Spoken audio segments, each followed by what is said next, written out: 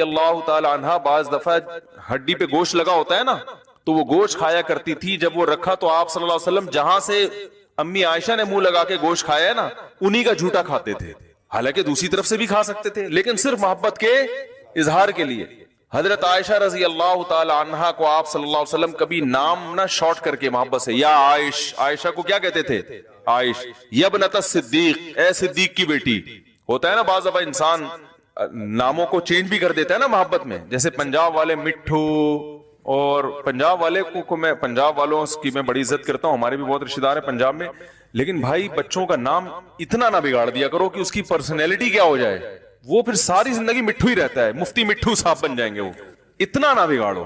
تو یہ میں ان کو ایک یعنی ایک ادنا سا طالب علم ہو کر ایک نصیحت کر رہا ہوں, اہل پنجاب سے گزارش کر رہا ہوں, آپ بہت اچھے ہیں ماشاءاللہ, پنجاب والوں کی صحتیں بہت اچھی ہیں, مہمان نواز ہوتے ہیں, لیکن یہ جو الفاظ بگاڑتے ہیں نا, یہ پنجاب والوں میں زیادہ رواج ہے. وہ ایسا بگاڑ دیتے ہیں اس کو, لڈو کہہ دیا بچپن میں کسی کو, لڈو جیسے لگ رہا تھا, تو بچپن میں تو لڈو ٹھیک ہے, لیکن وہ زندگی بھر کے لیے لڈو بن جاتا ہے وہ. اب وہ پروفیسر بھی بن گیا تو لڈو ہے, ٹھیک ہے, مٹھو ہو گیا, کوئی لڈو ہو گیا. سب جگہ نہیں ہے ایسا, لیکن پنجاب کے بہت سے علاقوں میں دستور ہے. تو محبت میں اتنا نام میرا خیال ہے بگاڑنا مناسب نہیں. عائشہ کو آپ صلی اللہ علیہ وسلم نے عائش کر دیا, یہ بگاڑا نہیں ہے, تو منادہ مرخم کہتے ہیں اس کو. یہ ابنت صدیق کہہ دیا, صدیق کی بیٹی, یہ بھی فخر سے نا کہ معمولی تھوڑی ہے, تو صدیق کی بیٹی ہے. تو یہ ساری چیز اتنا تو چلتا ہے, بالکل ہی اس کو بگاڑ کے, اکثر وہ اور بھی ابھی ذہن میں نہیں آ رہے نام نا, وہ ایسے بگاڑ دیتے ہیں کہ بالکل ہی وہ اس کی پرسنالٹی کے خلاف ہے. تو وہ جب بڑا ہو جاتا ہے تو وہ پھر وہی نام پڑ جاتا ہے. تو ہمارے ایک چچا تھے گڈو چچا, حالانکہ وہ چچا تھے ماشاءاللہ بڑے تھے, لیکن وہ گڈو کے گڈو, انتقال ہو گیا ان کا, گڈو ہی رہے وہ بیچارے, گڈو ہی رہے. تو اس لیے نام اتنا نہ بگاڑنا چاہیے. محبت میں تھوڑا بہت دائیں بائیں کر دیا تو ٹھیک ہے, لیکن بالکل ہی اس کو ایسا چینج کر دیا کہ جو بچپنے کی بو آ رہی ہے اس سے, تو وہ پھر مناسب معلوم نہیں ہوتا. تو آپ صلی اللہ علیہ وسلم نے فرمایا تم میں سب سے بہتر وہ ہے جس کے اخلاق اپنے اہل و عیال سے سب سے, حالانکہ آپ صلی اللہ علیہ وسلم سید الانبیاء ہیں, پرسنالٹی کیسی ہے. آپ صلی اللہ علیہ وسلم نے فرمایا نصرت بالرعب مسیرۃ شہر, اللہ نے میرا روب 1 مہینے کی مسافت پہ دشمن پہ ڈالا ہے. اتنا روب ہے نا کہ جب لوگ آپ صلی اللہ علیہ وسلم کی خدمت میں آتے تھے تو آپ کی آنکھوں سے آنکھیں ملا کے بات کرنا ان کے لیے آسان نہیں ہوتا تھا, روب تھا بہت زیادہ. حالانکہ اتنے میٹھے اخلاق, مگر روب اللہ نے بہت دے دیا. اسی وجہ سے آپ صلی اللہ علیہ وسلم نے, حدیث میں آتا ہے, امی عائشہ فرماتی ہیں, کبھی اپنی کسی زوجہ پہ ہاتھ نہیں اٹھایا, نہ کبھی کسی پہ لان تان کی, نہ کبھی فحش الفاظ استعمال کیا آپ صلی اللہ علیہ وسلم نے. ما کان النبی فاحشا ولا متفحشا, نہ آپ بائی نیچر فحاشی کو پسند کرتے تھے اور نہ آپ کی زبان میں فحاشی تھی. آج بات بات پہ گالیاں, اتنی گندی گندی گالیاں, گالیوں سے بات شروع ہوتی ہے, اور غصے میں بھی نہیں, مذاق میں. کلچر بن چکا ہے گالیاں دینا. غصے میں بھی یہ برا عمل ہے, لیکن مذاق میں تو اور زیادہ برا عمل ہے.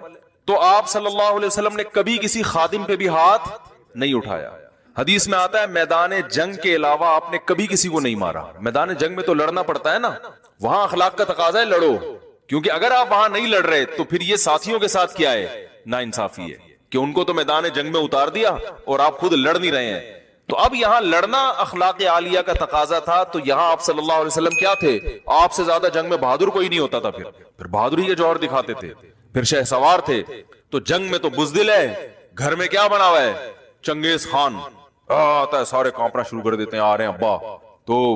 تو نبی صلی اللہ علیہ وسلم نے کبھی ہاتھ نہیں اٹھایا. البتہ ایک بات ہے, قرآن نے ہاتھ اٹھانے کی بعض صورتوں میں اجازت دی ہے. وہ اس لیے اجازت دی ہے, بعض صورتوں میں کوئی ہاتھ, بیوی پہ ہاتھ اٹھانا کوئی پسندیدہ کام نہیں ہے, لیکن بعض صورتوں میں قرآن نے ہاتھ اٹھانے کی اجازت دی ہے, بشرطے کہ چہرے پہ نہ مارا جائے, جانوروں کی طرح نہ پیٹا جائے. وہ بعض صورتوں میں, بعض عورتوں کے لیے بعض صورتوں میں, عمومی حکم نہیں ہے یہ قرآن کا, کوئی ترغیب نہیں ہے. وہ اس لیے دی ہے 2 وجہ سے, کہ ہر عورت امہات المومنین جیسی ہوتی بھی نہیں ہے, بعض بڑی شرارتی ہوتی ہیں, اور دوسرا ہر مرد کا اتنا روب نہیں ہوتا جتنا نبی صلی اللہ علیہ وسلم کا تھا. روب ہی نہیں ہے نا, تو جب روب ہوتا ہے تو وہی ایک آواز پہ بیگم کام جاتی ہے, بولتے بھائی امیاں نے بولا چائے بنا دو, لے کر آنا پڑے گا, آواز ایسی ہے, وجاہت ایسی ہے. تو اب بعض دفعہ ایسا ہوتا ہے کہ وہ بیچارے کا روب ہی نہیں ہوتا.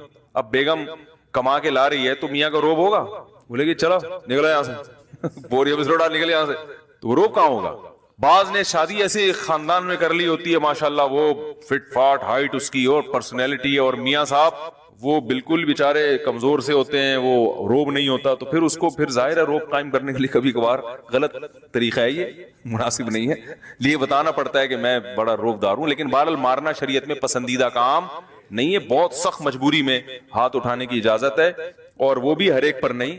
ایسی شرارتی عورت جو آپ کے جائز حقوق بھی نہ دے رہی ہو، پھر شریعت نے طلاق سے بچنے کے لیے کہ بھائی اس کے پاس اب چھوڑنے کا علاوہ کوئی آپشن نہیں ہے، تو چلو ایک آپشن یہ بھی ہے کہ سختی کر کے دیکھ لو۔ لیکن نبی صلی اللہ علیہ وسلم نے کبھی کسی خادم پہ بھی ہاتھ نہیں اٹھایا۔ آج اخلاق دوسروں کے ساتھ اچھے ہیں، اپنے ماتحتوں کے ساتھ، کمپنی میں باس کو دیکھ لو نا، ماتحتوں کے ساتھ کیا سلوک کر رہا ہوتا ہے وہ، ہر وقت ان کو گالیاں گالیاں۔ ہمارے ایک دوست تھے ٹرک اڈے میں نا، اور ان کی جاب لگ گئی، جاب نہیں ان کا بزنس تھا، تو میں نے کہا یار آپ یہ ٹرک اسٹینڈ میں جو بزنس کر رہے ہو اس کی کیا شرائط ہیں، یہ جو ایکسپورٹ امپورٹ ایکسپورٹ کا آپ نے ٹرانسپورٹیشن کا آپ نے کام شروع کیا یہاں سے وہاں ادھر سے یہاں، کہہ رہے اس کا ایک اصول یہ ہے کہ آپ کو اتنی موٹی موٹی گالیاں پہلے سے یاد کرو۔ میں نے کہا کیوں؟ کہہ رہے یہ ملازمین جو ہے نا یہ بڑے ڈھیٹ ہوتے ہیں، یہ گالیوں کے بغیر کام کرتے نہیں ہیں۔ کہہ رہے جب تک ان کو موٹی موٹی صبح شام گالیاں نہ پڑیں، یہ کنٹینر میں مال اٹھا کے رکھیں گے نہیں، اور کنٹینر پہ رکھا رہے گا تو اٹھا کے نیچے لائیں گے نہیں۔ تو میں نے کہا یار کچھ اور کرو اس کے لیے، یہ تو ٹھیک ہے کہ آج کل ملازمین تمیز سے قابو میں نہیں آتے، آپ ان سے کہیں گے کہ بھائی دیکھیں یہ جو کنٹینر ہے یہ 12:05 پہ لاہور ہونا چاہیے، لہذا یہ آج صبح 5 بجے کنٹینر لوڈ ہو جانا چاہیے، تو اگر لوڈ ہو گیا تو ٹھیک ہے، نہیں ہوا تو میرا لاکھوں کا نقصان ہو جائے گا۔ تو میں محبت سے آپ کو ایک بات بتا رہا ہوں، اس کا بہت زیادہ ثواب ہے۔ وہ ملازمین جواب میں کہیں سر آپ نے آج اتنے پیارے انداز سے آج ہم کو نصیحت کی، تو آج تو ہماری غیرت جگا دی آپ نے، آپ 5 بجے کے کہہ رہے ہیں، ہم صبح 4 بجے انشاءاللہ کنٹینر لوڈ کر دیں گے۔ تو مارکیٹ میں ایسا ہوتا، وہ بولیں گے ہمیں انتہائی بے وقوف قسم کا سیٹ ملا ہے، لہذا وہ صبح 5 بجے کا کہا ہے تو شام 5 بجے تک بھی لوڈ نہیں ہوگا، سمجھ رہے ہو؟ تو اس لیے تھوڑا پبلک کو بھی ذرا دیکھنا پڑتا ہے نا۔ تو اخلاق تو وہی، اصل تو وہی ہے جو رسول اللہ صلی اللہ علیہ وسلم کے اخلاق، کیونکہ بعض ہر سارے ڈھیٹ نہیں ہوتے، ایک آدھ کبھی اچھا ملازم بھی مل جاتا ہے تو آپ اس کو بھی رگڑ رہے ہو۔ تو اصل تو یہی ہے کہ بات کس سے ہونی چاہیے؟ تمیز سے۔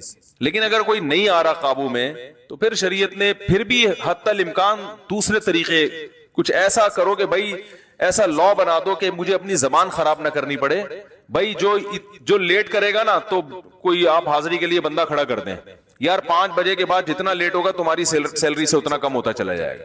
یعنی مطلب یہ کہ بجائے زبان خراب کرنے کے غور و فکر کر کے کوئی دوسرے طریقے ایجاد کر لیں۔ سمجھ میں آ رہی ہے بات؟ زبان بالکل آخری درجے میں ہونی چاہیے۔ اللہ صلی اللہ علیہ وسلم کے اپنے گھر والوں کے ساتھ اخلاق یہ تھے، اور آپ صلی اللہ علیہ وسلم جب حضرت صفیہ رضی اللہ تعالی عنہ کو نا ایک دفعہ سواری پہ اونٹ پہ چڑھنا تھا تو مشکل ہو رہی تھی، آپ صلی اللہ علیہ وسلم اپنا پاؤں مبارک رکھا، حضرت صفیہ کو گویا سیڑھی بنا کے، ایک طرف سید الانبیاء ہیں، ساری کائنات کے سردار ہیں، کتنا بڑا مقام، مگر کیسا گھر میں نارمل زندگی گزار رہے ہیں، کیسا نارمل لوگوں کی طرح رہ رہے ہیں۔ امی عائشہ فرماتی ہیں آپ صلی اللہ علیہ وسلم جب گھر میں آتے تو ایسے ہی رہتے جیسے عام طور پہ لوگ رہا کرتے ہیں، گھر والوں کے کام میں ہاتھ بھی بٹاتے۔ اور ایک مرتبہ تو آپ صلی اللہ علیہ وسلم نے امی عائشہ کے ساتھ دوڑ لگائی ہے، اتنا میرا خیال ہے ظرف تو آج کل مارکیٹ میں بالکل ہی شارٹ ہے، دوڑ لگائی ہے، جنگ سے واپس آ رہے ہیں، سفر سے واپس، تو آپ نے صحابہ کو، تاکہ پردے کا بھی خیال ہونا، بھائی بے پردگی بھی تو آپ کی بیوی مردوں کے درمیان دوڑ رہی ہے، یہ تو غیرت کے خلاف ہے نا، اتنے براڈ مائنڈیڈ بھی بننے کی ضرورت نہیں ہے۔ تو آپ صلی اللہ علیہ وسلم نے صحابہ کو آگے بھیجا، کوئی بھی نہیں دیکھنے والا، تو فرمایا دوڑ لگاؤ۔ امی عائشہ رضی اللہ تعالیٰ عنہ فرماتی ہیں میری عمر کم تھی، میرا جسم ہلکا تھا، میں دوڑ میں آگے نکل گئی، وہ جیت گئی۔ تو نبی صلی اللہ علیہ وسلم نے اس واقعے کو یاد رکھا۔ کئی سال گزرنے کے بعد ایک اور جگہ سے آپ سفر سے واپس آ رہے تھے تو آپ صلی اللہ علیہ، امی عائشہ فرماتی ہے میرا جسم کیا ہو گیا تھا؟ بھاری ہو گیا تھا، عمر بڑھتی ہے تو جسم بھاری ہو جاتا ہے، تو آپ نے فرمایا دوڑ لگاؤ۔ فرماتی ہیں کہ نبی صلی اللہ علیہ وسلم اس دوڑ میں جیت گئے، اور آپ نے فرمایا تل کا بھی تل کا، یہ پہلی دفعہ جو دوڑ ہوئی تھی نا اس کا جواب ہے یہ۔ کیسی بے تکلفی ہے بھائی۔ آپ کہہ سکتے ہیں کہ امی عائشہ کی عمر بہت کم تھی تو اس لیے ان سے اتنی محبت، دوسری ازواج تو عمر میں زیادہ تھیں، تو بھائی زیادہ عمر والی کے ساتھ دیکھ لو حضرت خدیجہ رضی اللہ تعالیٰ عنہ، وہ تو آپ سے عمر میں 15 سال بڑی تھی، عمر میں کتنی بڑی تھی؟ 15 سال، اور 2 دفعہ بیوہ ہو چکی ہیں. ان سے جب آپ نے نکاح کیا تو آپ کی عمر تھی 25 سال. ان سے اتنی محبت کہ امی عائشہ فرماتی ہیں کہ مجھے کسی بیوی پہ ایسی غیرت نہیں آتی تھی جتنی حضرت خدیجہ پہ آتی تھی. ان کا تذکرہ ایسی محبت سے کرتے کہ مجھے لگتا کہ اگر میری کوئی حقیقت میں سوکن ہے تو وہ خدیجہ ہیں. غیرت آتی ہے نا عورت کو, بھئی اس کے سامنے اس سوکن کی تعریف کرو تو جو غیرت مند عورت ہوگی اس کو تو وہ چاہتی ہے کہ میرے میاں سب سے زیادہ محبت مجھ سے کرے نا. تو فرماتی ہے کہ میں نے ایک دن نبی صلی اللہ علیہ وسلم سے کہا یا رسول اللہ وہ سرخ جبڑوں والی بوڑھی عورت کو آپ اتنا یاد کرتے ہو, اللہ نے آپ کو اس سے زیادہ اچھی عورتیں دے دی ہیں.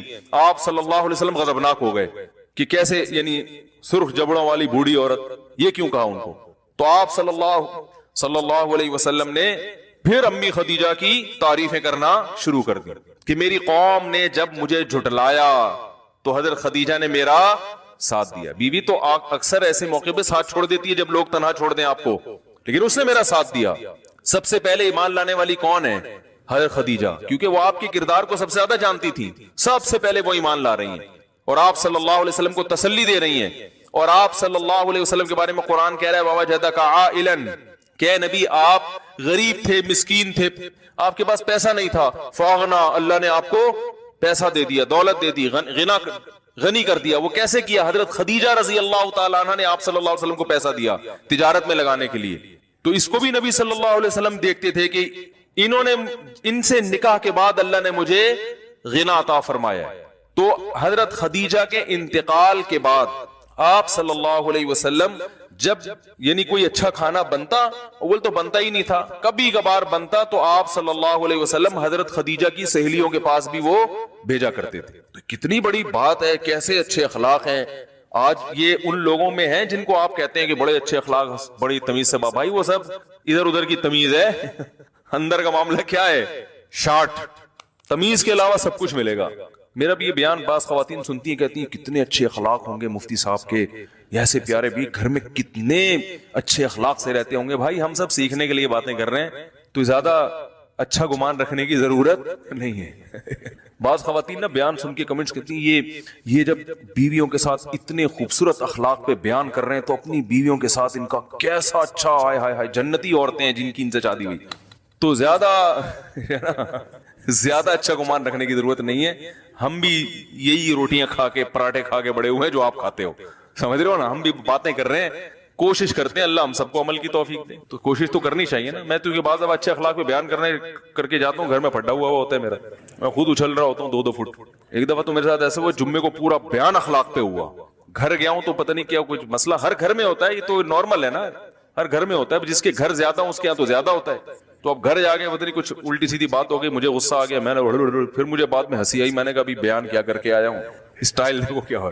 تو اصولی طور پر تو مجھے خیال ہو اس کو بولے بھائی بیان ہٹا دے یوٹیوب سے, سسرال والے سنیں گے بولیں گے یار ادھر کیا کر رہے تھے, ادھر آ کے چل رہا ہے. تو خیر, تو بھائی یہ سیکھنے کے لیے, بھائی پورا تھوڑی کوئی نبی جیسا بن سکتا ہے. اور بڑی بات ہے آج کل عورتیں کون سی پورا امہات المومنین جیسی ہیں.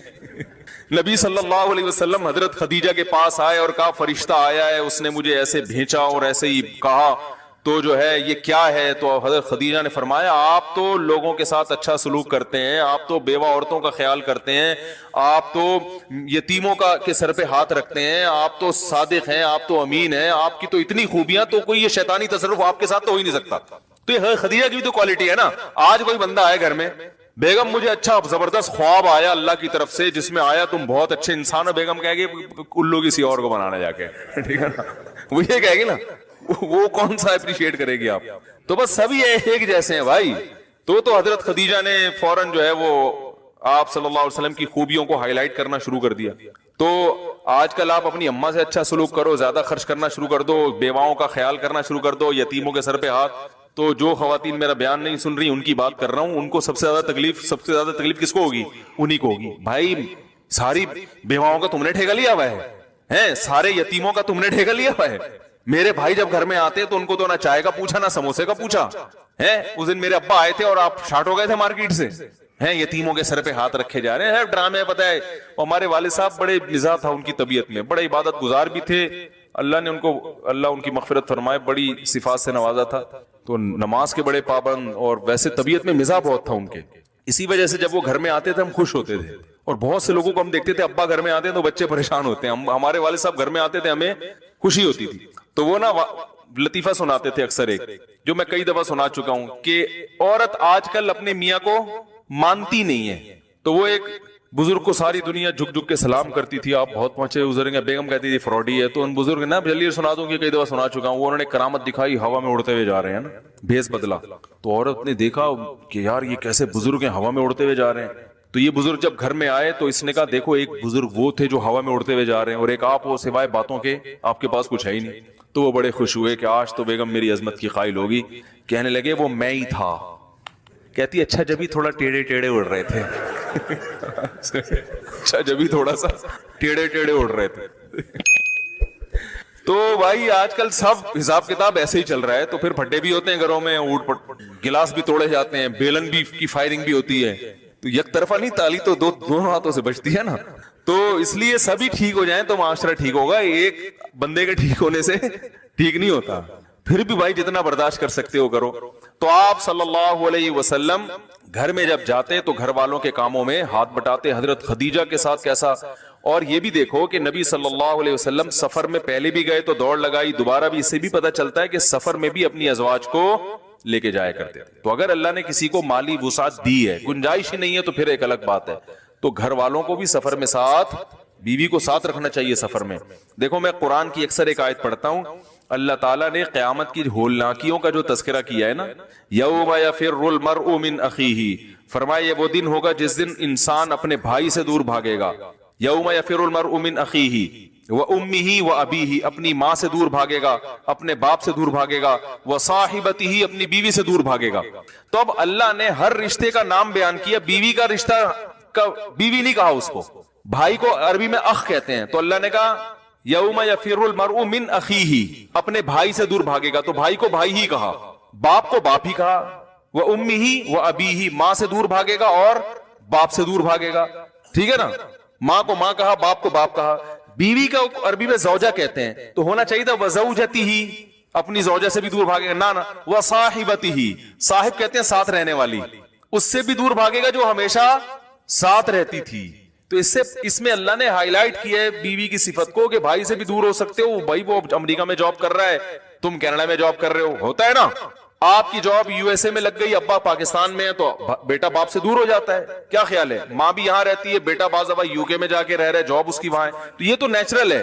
لیکن بیگم جب ہو گئی نا, تو شادی جب ہوئی تو پھلترو کی طرح چپک گئی ہے. اب وہ جان قیامت تک نہیں چھوڑے گی. یہ صاحبہ کے لفظ میں اللہ نے بتا دیا کہ اب وہ چپک گئی ہے. اب تمہاری جاب یو کے میں ہے تو بیگم بھی کہاں ہے, ادھر ہی ہوگی. سعودیہ میں جاب کر رہے ہو تو بیگم بھی کہاں ہے, وہیں رہے گی تمہارے ساتھ. رکشے میں جا رہے ہو تو وہ بھی اسی رکشے میں جائے گی تمہارے ساتھ. جہاز میں جا رہے ہو تو اسی جہاز میں جائے گی تمہارے ساتھ. ٹرین میں جا رہے ہو تو اسی ٹرین میں جائے گی. تو یہ صاحبہ کے لفظ میں, صاحبہ عربی میں صاحب اور صاحب کہتے ہیں ساتھ رہنے والا, اور صاحبہ ساتھ رہنے والی. تو اللہ نے زوجہ کے لفظ کی جہاں بات آئی تو ساتھ رہنے والی سے بھی دور بھاگے گا. یعنی ایسی ہولناکیاں ہوں گی کہ جس کے ساتھ دنیا میں ہمیشہ رہا کرتا تھا. لندن جاتا تھا تو اس کو ساتھ لے کے جاتا تھا, انڈا موڑ آتا تھا تو ساتھ لے کے آتا تھا, مفتی صاحب کا بیان سننے آتا تو بیگم کو ساتھ لے کے آتا. صحیح ہے نا, کہیں ہوٹلنگ کرنے جاتا تو بیگم کو ساتھ لے کے جاتا. تو ہر جگہ پھلترو کی طرح اللہ نے اس کو کیا کر دیا ہے. یہ پھلترو کا میں جان کر استعمال کر رہا ہوں کیونکہ لوگ ٹینشن سمجھتے ہیں نا کہ یار یہ کیا پھلترو کی طرح چپک گئی ہے, لوگ کہتے ہیں نا. تو بھائی یہ اللہ نے چپکایا پھلترو کی طرح. پھلترو پتہ ہے کسے کہتے ہیں؟ ارے بھائی بعض دفعہ کوئی ایسا جھنجھنا یا دھاگا واگا ہوتا ہے آپ کی قمیض سے اٹک جاتا ہے وہ, تو آپ جہاں جہاں جا رہے ہیں وہ بھی اس کو پھلترو کہتے ہیں نا. کوئی بھی چیز اٹک گئی تو آپ چاہتے نہیں ہو اپنے ساتھ لے جانا, لیکن وہ چپک گیا ہوتا ہے تو وہ آپ کے ساتھ ساتھ چل رہا ہوتا ہے. تو بیگم کو ساتھ آپ اگرچہ لے جانا نہیں چاہتے, لیکن اللہ نے آپ کو اس کو پھلترو کی طرح آپ کے ساتھ کیا کر دیا ہے. اب اللہ کہہ رہے ہیں جہاں جاؤ گے پھلترو کی طرح یہ چپکی رہے گی تمہارے ساتھ. تو اس میں یہ بھی پتا چلتا ہے. تو نبی صلی اللہ علیہ وسلم سفر میں جا رہے ہیں تو واپسی پہ یعنی دوڑ جو ہو رہی ہے, تو اس کا مطلب امی عائشہ بھی ساتھ گئی ہیں. قرآن اندازی کرتے تھے آپ صلی اللہ علیہ وسلم کہ اس دفعہ کس کو لے کے جانا ہے. تو آج کل لوگ یہ کام بھی نہیں کرتے. اگر اللہ نے نہیں گنجائش ہے تو پھر لے جاؤ گے تو پھر کھاؤ گے کہاں سے. بعض دفعہ یہ بھی ہوتا ہے بھائی بیگم میں یو کے سے ہو کے آ جاؤں, ٹھیک ہے نا, میرا بزنس ہے, تمہیں بھی لے گیا تو بزنس گیا, جتنے پروفٹ ہے وہ سارا ٹکٹ میں نکل جائے گا. پھر ایسی خواتین کو ضد نہیں کرنی چاہیے یہ کیوں نہیں لے کے جا رہے. بھائی پہلے بزنس کا دیکھنا ہے, پہلے گھر میں آٹا راشن کا انتظام کرنا ہے, اس کے بعد یہ اگلے درجے کا کام ہے. یہ تو کیسے اچھے اخلاق آپ صلی اللہ علیہ وسلم کے. اس کے بعد آپ کے سب سے اچھے اخلاق تھے خادموں کے ساتھ, ماتحتوں کے ساتھ. ماتحتوں کے ساتھ اچھے اخلاق سے, باس کے ساتھ اچھے اخلاق سے ہر آدمی پیش آتا ہے, کیونکہ باس سے تمیز سے بات کرو گے تو مکھن تو مارکیٹ میں مہنگا ہوگا, کیونکہ مکھن جتنا زیادہ لگاؤ گے مہنگا ہو جائے گا نا, شارٹ ہو جائے گا مارکیٹ سے. تو مکھن تو مہنگا ہوگا لیکن آپ بھی مہنگے ہو جاؤ گے, آپ کی بھی ترقی ہوگی, آپ کے درجات بلند ہوں گے دنیا میں, آپ کی تنخواہ اچھی ہو جائے گی. تو اسی وجہ سے باس سے ہر آدمی تمیز سے بات کرتا ہے, ملازم سے تمیز سے بات کرنے والے مارکیٹ میں شارٹ, کہ بھئی آپ جہاں بیٹھے ہو تو ملازم کو بھی اپنے ساتھ بیٹھ کے کھانا کھلا لیا. یہ چیز نہیں ہوتی, بھائی تم کون ہو, تم ادھر بیٹھ کے کھاؤ, میں ادھر بیٹھ کے کھاؤں گا, تھوڑا سا دور رہو. یہ فرق کیا جاتا ہے. آپ صلی اللہ علیہ وسلم خادموں کے ساتھ بیٹھا کرتے تھے. حدیث میں آتا ہے کہ بعض دفعہ کوئی بوڑھی بیوہ عورت آپ کا ہاتھ پکڑ کے آپ کو لے جاتی تھی اپنے کام کے لیے, کہ بھئی یہ میرا کام نمٹا, آپ اس کے ساتھ چلے جایا کرتے تھے. تو ہاتھ پکڑنے کا مطلب اپنے ساتھ لے جاتی تھی. تو ایسا بھی آپ صلی اللہ علیہ وسلم کیا کرتے تھے. تو ایک نارمل جیسے ایک انسان ہوا کرتے ہیں, لیکن آپ صلی اللہ علیہ وسلم کی محفل میں آپ کا ادب بہت زیادہ تھا. صحابہ جب آپ کی محفل میں بیٹھتے تھے تو ایسے جیسے ان کے سروں پہ چڑیا کوئی پرندہ بیٹھا ہوا ہوا کے, ہلتے نہیں تھے, ایسے ادب سے. تو اتنی تواضع کے ساتھ زندگی گزارنے والے کو اللہ نے روب بھی ایسا عطا فرمایا تھا. جب حدیث میں آتا ہے جب کوئی بھی آپ صلی اللہ علیہ وسلم سے ہاتھ ملاتا تو جب تک وہ اپنا ہاتھ خود نہ کھینچتا آپ اپنا ہاتھ اس سے جدا نہیں کرتے تھے. جب بھی کسی سے آپ صلی اللہ علیہ وسلم بات کرتے تو نگاہ بھر کے اس کی طرف دیکھتے تھے, کنکھیوں سے نہیں دیکھتے تھے. جس میں تکبر ہوتا ہے نا, اس کمبخت کو پوری گردن نہیں گھمائی جاتی اس سے. دیکھو سیٹ صاحب بیٹھے ہوئے, کوئی ملازم آیا بات کرنے کے لیے یہاں آگے کھڑا ہوا ہے, تو سیٹ صاحب اکثر میں نے دیکھا یوں نہیں کریں گے, یہیں سے بتا بے کام کیا تجھے, سر وہ مسئلہ یہ ہے کہ مجھے تھوڑا سا میری جو ہے نا وہ ٹانگ کا آپریشن ہے, مجھے تو کچھ پیسے چاہیے, اوے اس کو کہہ رہا ہوں اس کو ذرا 50,000 روپے کے چیک دے دیں.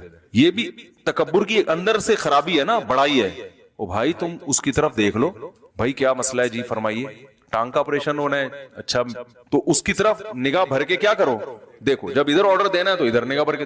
لیکن جس میں تکبر ہوگا نا وہ دیکھتا نہیں, اور یوں یوں آنکھیں گھما رہا ہوتا, وہ کہتا ہے میں اپنا پیٹرول ضائع کیوں کروں میں. تو یہ بھی کبر ہے, یہ بھی تکبر ہے. ٹیڑھی آنکھوں سے نہ دیکھے, نگاہ بھر کے دیکھے اس کی طرف. تو بہت ساری چیزیں جو آپ صلی اللہ علیہ وسلم نے ہمیں سی. تو باپ بہت لمبا ہے. حضرت انس ابن مالک کہتے ہیں میں نے نبی کی 10 سال خدمت کی ہے, کبھی نہ مجھے مارا نہ مجھ پہ غصہ ہوئے. کوئی کام مجھے کہا اور میں نے نہیں کیا تو آپ نے کبھی تنزیہ یہ نہیں کہا کہ کیوں نہیں کیا, اور کوئی کام نہیں کیا اور میں نے کر لیا تو یہ طنز نہیں کیا کہ کیوں کر لیا. طنز نبی صلی اللہ علیہ وسلم کی لغت میں تھا ہی نہیں, اصلاح تھی. حضرت انس فرماتے ہیں ایک دفعہ نبی صلی اللہ علیہ وسلم مجھے کام کے لیے بھیجا, تو یہ بچے تھے, یہ جا کے بچوں میں کھیلنا شروع کر دیا انہوں نے. ادھر آپ صلی اللہ علیہ وسلم انتظار کر رہے ہیں بھائی ان کو میں نے کام کے لیے بھیجا, یہ واپس آئیں گے. ہم ہوتے تو ہم بیٹھ کے کھولنا وہی پھر بلڈ پریشر ہائی. ابھی جو اکثر بیماریاں ہو رہی ہیں نا وہ اپنی ہی بد اخلاقی کی وجہ سے ہو رہی ہیں. تو بی پی ہائی ہونا شروع ہو جاتا, تھر تھرانا شروع کر دیتے, بار بار ٹائم دیکھنے کدھر گیا, آؤں گا تو لگاؤں گا 2 کھینچ کے لگاؤں گا. تو آپ صلی اللہ علیہ وسلم گھر سے باہر نکلے دیکھنے کے لیے, بھئی بچہ گیا کہاں. تو حضرت انس نے بچوں میں کھیل رہے تھے, تو آپ صلی اللہ علیہ وسلم ان کے پیچھے آگے کھڑے ہو گئے. حضرت انس فرماتے ہیں میں نے جیسے ہی پیچھے مڑ کو دیکھا تو آپ صلی اللہ علیہ وسلم کو مسکراتا ہوا پایا. مسکرا رہے ہیں, بھائی تمہیں ہم نے کہاں بھیجا تھا, اور تو فرماتے ہیں میں فوراً گیا. حضرت ابو ہریرہ رضی اللہ تعالی عنہ فرماتے ہیں کہ میں جب بھی نبی سے ملا ہوں یا جب بھی نبی کی نظر مجھ پہ پڑی ہے آپ ہمیشہ مجھے دیکھ کے مسکرائے ضرور ہیں. یہ کہنا آسان ہے, خدا کی قسم کہنا آسان. جب بھی نبی کہتے, حضرت ابو ہریرہ کہتے ہیں نبی نے مجھے دیکھا ہے نا تو ہمیشہ مجھے دیکھ کے کیوں مسکرائے ہیں بھائی, اس لیے کہ آپ صلی اللہ علیہ وسلم نے ارشاد فرمایا ان تلقى وجه اخاك بوجه طلیق, کسی سے مسکرا کے ملنا, خندہ پیشانی کے ساتھ ملنا. آپ نے فرمایا یہ بھی صدقہ ہے. صدقے کا مطلب کیا ہوتا ہے, خوش کرنا نا. تو جب آپ کسی سے مسکرا کے ملتے ہیں تو سامنے والا کیا ہو جاتا ہے, خوش. اور ناک میں مکھی بٹھا کے ہر وقت رہیں گے, منہ آپ کا جو ہے نا 12 بجے رہیں گے, تو سامنے والا کس میں جاتا ہے, پہ اتنا پروپیگنڈا ہوا ہے کہ آپ صلی اللہ علیہ وسلم خوف زدہ ہو گئے اور آپ کا ارادہ ہوا کہ میں یہ نکاح نہیں کرتا. بہت زیادہ گویا کہ بدنامی ہو رہی ہے, یعنی اس عمل کو بدنامی سمجھا جا رہا تھا. نبی کی تو بدنامی نہیں ہو سکتی, لیکن وہ سمجھ رہے تھے کہ اس میں بدنامی ہے. تو آپ نے یہاں تک ارادہ کیا کہ میں یہ نکاح نہیں کرتا, کیونکہ فرض تو نہیں ہے نا بھائی, کوئی فرض تھوڑی ہے, لیکن اللہ نے آپ پہ فرض کر دیا, فرمایا آپ کو کرنا پڑے گا. تو وہ چیختے رہے چلاتے رہے اپنی بہو سے نکاح کر لیا, اپنی بہو سے نکاح کر لیا, اپنی بہو سے نکاح کر لیا. اور نبی صلی اللہ علیہ وسلم تو بشر تھے, بہرحال آپ اس دباؤ میں آئے تو اللہ فرماتے ہیں اتخشى الناس, کیا آپ لوگوں سے ڈر رہے ہو؟ واللہ احق ان تخشاہ, اللہ سے ڈرو. زوجناکہا, اور اللہ نے اپنے نبی سے فرمایا کہ آپ کو نکاح کرنے کی ضرورت نہیں, ہم نے کر دیا ہے, یہ آپ آپشنل نہیں ہے. جتنے بھی نکاح ہیں آپ کی مرضی سے ہوئے ہیں, جتنے بھی نکاح ہوئے ہیں وہ آپ کی مرضی سے ہوئے ہیں, یہ آپ کی مرضی نہیں ہے. ہم نے آسمانوں پہ آپ کا نکاح پڑھا دیا ہے, یہ آپ کے پاس آپشن ہی نہیں ہے نو کا. تو انسان کی نیچر یہ ہے. ہاں پھر نبی صلی اللہ علیہ وسلم کی جہاں جہاں مخالفت ہوئی, ایک بت پرستی کے خلاف جب آپ نے آواز اٹھائی, آپ نے بہت ساری شادیاں کی, عربوں نے اس میں آپ کی مخالفت نہیں کی. یہ تو بعد کے لوگوں کے اعتراضات ہیں, غیر مسلموں کی اتنی شادیاں, عرب میں کسی ایک نے ذرا سا بھی اعتراض نہیں کیا, ان کے کلچر کا حصہ تھا یہ. کیونکہ بہت سے جب صحابہ مسلمان ہوئے نا, بعض صحابہ, بہت سے تو نہیں, ان کی 10 بیویاں تھیں جو غیر مسلم تھے, 10 بیویاں تھیں. اسلام قبول کیا تو آپ نے حکم دیا 4 رکھو, باقی کو چھوڑو, اسلام میں 4 سے زیادہ کی اجازت نہیں ہے. تو جو 10 رکھنے کے عادی ہوں, بلکہ علامہ ابن حجر رحمہ اللہ نے لکھا ہے کہ عرب اس کو پسندیدہ سمجھتے تھے. یعنی نبی کا یہ ایک پازیٹو پوائنٹ تھا عربوں کی نظر میں کہ محمد صلی اللہ علیہ وسلم نے ایک ٹائم پہ 9 بیویاں رکھی, اس کو اچھی نگاہ سے دیکھتے تھے. تو اس لیے اس معاشرے میں اس کے مخالفت بالکل بھی, بولتے کیوں نہیں بھائی, نہیں ہوئی, 9 کریں. پھر آپ نے کم عمر سے نکاح کیا امی عائشہ سے. بعد کے لوگ تو بڑا اعتراض کرتے ہیں اس پر, بعد کے غیر مسلم کے, یہ کیا ہو گیا. لیکن عرب میں جو آپ کے شدید ترین مخالف تھے نا, جو آپ کو جادوگر کہتے تھے, جو آپ کو دیوانہ کہتے تھے معاذ اللہ, جو آپ کو شاعر کہتے تھے, انہوں نے بھی اس بیس پر آپ کو معاذ اللہ نقل کفر عیاشی کا تانا نہیں دیا کہ اتنی عمر کے ہو کے اتنی کم لڑکی سے نکاح کیوں کر رہے ہیں. اس لیے کہ اس کلچر کا حصہ تھا, یہ لوگ کرتے تھے نکاح, اس کو برا نہیں سمجھا جاتا تھا. بعد کے لوگوں نے اعتراض کیا تو یہ ایسے ہی جیسے مدعی سست اور گواہ چست, یعنی جو اصل دشمن تھے وہ تو اس اعتراض کو یعنی یہ اعتراض ہی نہیں کر رہے, اور جو کم درجے کے دشمن ہیں وہ اس کو ہائی لائٹ کرتے ہیں. تو یہ وجہ اس کی یہ تھی کہ یہ چیز ان کے کلچر کی نظر میں بری نہیں تھی. اور عجیب بات یہ بتاؤں, ہم یہ فخر سے بیان کرتے ہیں کہ ہمارے نبی صلی اللہ علیہ وسلم نے 25 سال کی عمر میں 40 سالہ بیوہ سے نکاح کیا جو 2 دفعہ بیوہ ہو چکی تھی. تو یہ قابل فخر ہے اور تعریف کرتے ہیں. لیکن عرب اس پہ تعریف بھی نہیں کرتے تھے, اس لیے کہ یہ بھی ان کے کلچر کا حصہ تھا. نہیں یاری میرا خیال ہے بات سمجھ, یہ بھی ان کے کلچر کا. کم عمر کا نکاح بڑی عمر کی عورت سے بیوہ سے, وہ کہتے ہیں یہ تو ہوتا ہے, کوئی مسئلہ نہیں ہے. اب کیوں ہوتا تھا ایک الگ ٹاپک ہے, لیکن یہ بھی اس کلچر کا ایک حصہ تھا کہ نوجوان نکاح کر لیتا تھا بڑی عمر کی بیوہ عورت سے. اس کو معیوب نہیں سمجھا جاتا تھا کہ بھائی جو بھی آپس کی انڈرسٹینڈنگ سے کسی کا بھی کسی سے نکاح ہو سکے. تو ہمارے یہاں ہندوؤں میں رہ کے نا بہت ہم لوگوں نے اس معاملے میں تنگیاں پیدا کر کے اتنی امیج اور اتنا قد اور اس قوم کو, اور یہ جو ہمارے اپنے مسائل ہیں ان کے نہیں تھے یہ مسائل. جہاں جس کو سمجھ میں آ رہا ہے کر لے, کوئی گورنمنٹ کی طرف سے پابندی نہیں. عرب کا پہلے سے ہی زنا کو برا سمجھتے تھے, لہذا قرآن میں جب زنا کی برائی آئی ہے تو اس پہ عربوں نے آپ کی مخالفت نہیں کی, بلکہ یہ چیز نبی کے سچے نبی ہونے کی علامت سمجھی جاتی تھی. تبھی حضرت جعفر طیار رضی اللہ تعالیٰ نے جو تقریر کی نا, اس میں نبی کے اوصاف بیان کیے. اس میں یہ بتایا کہ رشتہ داری جوڑنے کا حکم دیتے ہیں, مردار کھانے سے منع کرتے ہیں. عرب مردار کھاتے تو تھے مگر اس کو کوئی اچھا عمل نہیں سمجھتے تھے. جیسے چرس تو پیتے ہیں مگر ان کو پتا ہوتا ہے کوئی پینے کی چیز نہیں ہے. تو اتنی شادیاں نبی نے کی, عربوں نے اس کو برا نہیں سمجھا کیونکہ ان کے کلچر کا حصہ. مگر ایک شادی اپنی پھوپھی زاد بہن سے کر رہے ہیں جو منہ بولے بیٹے کی بیوی تھی اور طلاق ہوئی تھی, اس پہ پورا قریش اٹھ گیا آپ کے خلاف. منہ بولے بیٹے زید ابن حارثہ, ان کی زوجہ حضرت زینب, حضرت زید نے حضرت زینب کو طلاق دی. تو یہ منہ بولے بیٹے یعنی لے پالک بیٹا ہے. منہ بولا کا مطلب لوگ بچہ اڈاپٹ کرتے ہیں نا, پالتے ہیں. تو آپ صلی اللہ علیہ وسلم نے حضرت زید کو بچپن سے پالا اور اپنا بیٹا کہا کرتے تھے ان کو. تو ان کی زوجہ کو جب طلاق ہوئی ہے تو آپ نے ان سے نکاح کر لیا. اس پہ عرب نے ایک طوفان کھڑا کر دیا. کیوں؟ اس چیز کو ان کا کلچر قبول, بولو نا کیا ہو گیا بھائی. یہ میں واقعات نہیں سنا رہا, میں اپنی قوم پہ فٹ کر رہا ہوں. آج بھی مارکیٹ میں یہی چل رہا ہے, مسلمانوں میں یہ چل رہا ہے. غیر مسلم کو تو آپ نہ روئیں, وہ تو مانتا ہی نہیں اسلام کو. جو مانتے ہیں نا ان کو بھی وہ والا اسلام چاہیے جو ان کے گھر میں چل رہا ہے, جو ان کا مزاج جس کو مانتا ہے. اگر اس کے ہٹس کے کوئی بات کرو گے لوگ مولوی کو ہٹاؤ یہاں سے, بھگاؤ یہاں سے, یہ پتہ نہیں کیا بیان کر رہا ہے. تو ایک طرف 9 شادیاں برداشت ہو رہی ہیں, 11 شادیاں, اس پہ کوئی اعتراض نہیں. 50 साल की उम्र में 9 साल की बच्ची लड़की से निकाह हो रहा है जो बालिग हो चुकी थी। हमारे उर्फ के लिहाज से तो वो बच्ची ही समझी जाती है ना, लेकिन अम्मी आयशा 9 साल में बालिग हो गई थी और लड़की 9 साल में बालिग हो सकती है। लेकिन 9 साल में अगर लड़की बालिग हो भी जाए तो हमारे उर्फ में 50 साल का निकाह 9 साल से हो तो एक तूफान खड़ा हो जाएगा कि नहीं हो जाएगा। लेकिन अरब इस पे भी एतराज नहीं कर रहे, आपकी 11 शादियों पे भी एतराज नहीं कर रहे हैं, 40 साल बेवा से निकाह को अप्रिशिएट भी नहीं कर रहे। कल्चर का हिस्सा है। जहां आपने अपनी मुंह बोले बेटे की बीवी से निकाह किया, पूरा अरब आपके खिलाफ खड़ा हो गया। इतने एतराजात कि ये तो अपनी बहू से शादी कर रहे हैं, क्योंकि अरब में जो जिसको बेटा बना लिया जाता था उसको हकीकत में बेटा समझा जाना शुरू कर देते थे और कहते थे इसकी बीवी अब बहू बन गई है। बहू से तलाक के बाद भी निकाह नहीं हो सकता इस्लाम में ना। आपका बेटा अगर अपनी बीवी को तलाक दे देता है तो भी आप उससे शादी नहीं कर सकते। इस पे इतना प्रोपेगेंडा हुआ है कि आप सल्लल्लाहु अलैहि वसल्लम खौफजदा हो गए और आपका इरादा हुआ कि मैं ये निकाह नहीं करता। बहुत ज्यादा गोया के बदनामी हो रही है, यानी इस अमल को बदनामी समझा जा रहा था। नबी की तो बदनामी नहीं हो सकती, लेकिन वो समझ रहे थे कि इसमें बदनामी है। तो आपने यहां तक इरादा किया कि मैं ये निकाह नहीं करता, क्योंकि फर्ज तो नहीं है ना भाई, कोई फर्ज थोड़ी है, लेकिन अल्लाह ने आप पे फर्ज कर दिया, फरमाया आपको करना पड़ेगा।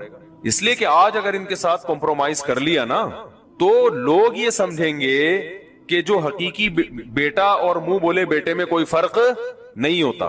तो इनको छोड़ दें अपने हाल पे।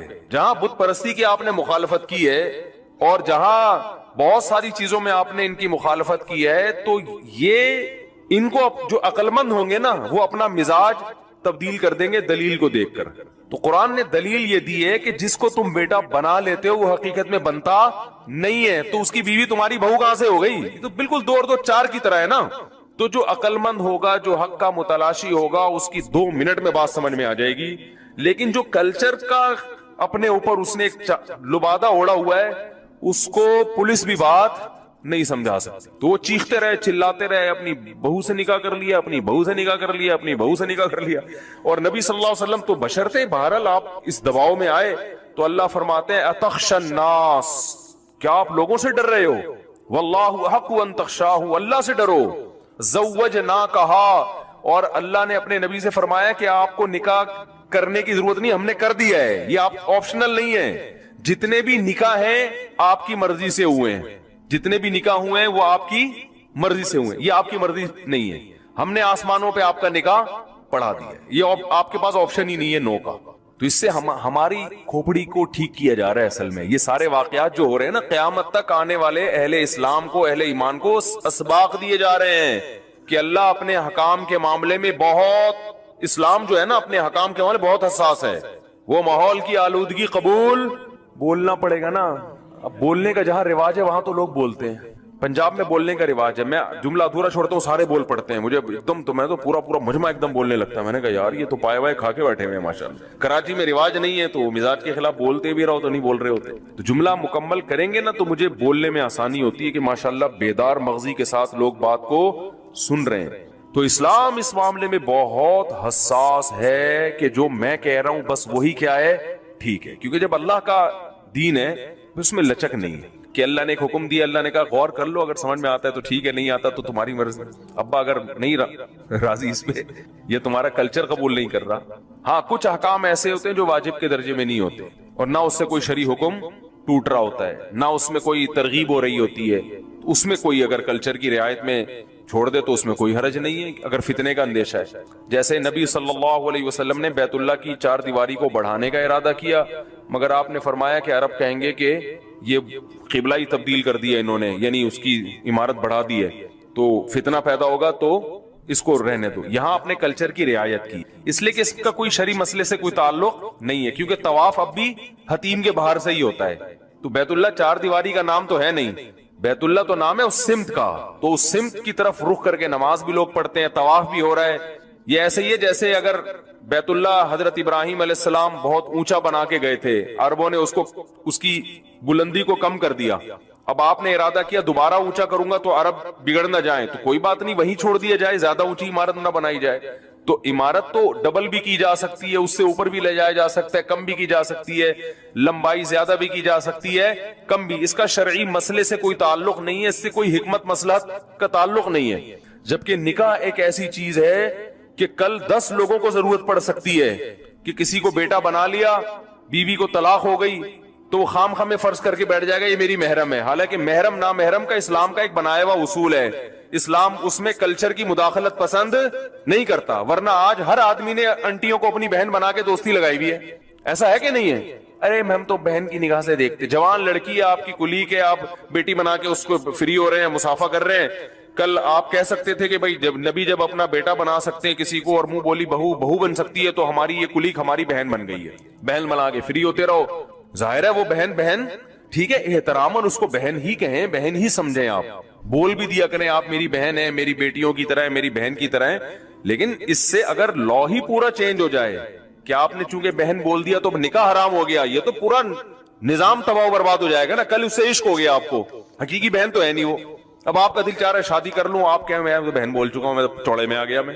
اور یہ غیر مسلموں میں ہوتا ہے, میں نے یہ غیر مسلموں میں دیکھا ہے کہ جب کسی کو بہن بول دیا تو وہ اس کو غیرت کا مسئلہ بناتے ہیں, اب اس سے شادی نہیں ہو سکتی کیونکہ ہم نے اس کو کیا بنا لیا ہے, بہن.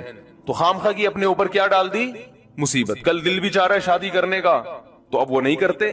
تو اسلام نہیں مانتا اس چیز کو. اسلام کہتا ہے تمہاری حقیقی بہن جو ہے وہ حقیقی ہے, جو نہیں ہے وہ بہن بنانے پر گورنمنٹ کی طرف سے کوئی پابندی نہیں, بنا لو, لیکن نکاح اس سے جائز ہے, پردہ بہرحال اس کا تم سے پردہ فرض ہے. تو احتراماً تو ہو سکتا ہے اور کرنا چاہیے تاکہ یعنی معاشرے میں خیر پھیلے. کوئی بوڑھی عورت کسی جوان کو اپنا بیٹا بنا لیتی ہے تو کوئی, نبی نے بھی تو منہ بولا بیٹا تو بنایا نا, اس پر تھوڑی اللہ نے پابندی لگائی.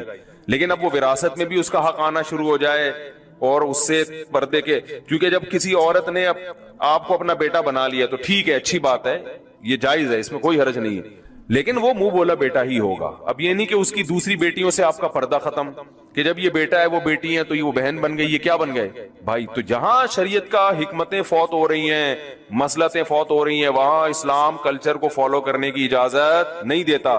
جہاں کوئی حکمت فوت نہیں ہو رہی تو وہاں اسلام کہتا ہے بھائی اگر کلچر کو فالو نہ کرنے میں فتنہ ہے تو فتنہ زیادہ بڑی چیز ہے, اس کے نقصانات زیادہ ہیں. تو کوئی بات نہیں, لوگوں کی رعایت میں آپ وقتی طور پر اس حکم کو تھوڑی دیر کے لیے چھوڑ سکتے ہیں. تو اصل جو میں بات عرض کر رہا تھا وہ یہ عرض کر رہا تھا کہ اختلافات اس بیس پر ہوتے ہیں کہ ہم لوگ اپنا ایک دماغ میں اپنا ایک مزاج بنا لیتے ہیں, اس مزاج پہ اگر کوئی آپ کے مزاج کے خلاف بات کرتا ہے تو وہ دلائل کو نہیں دیکھا جاتا.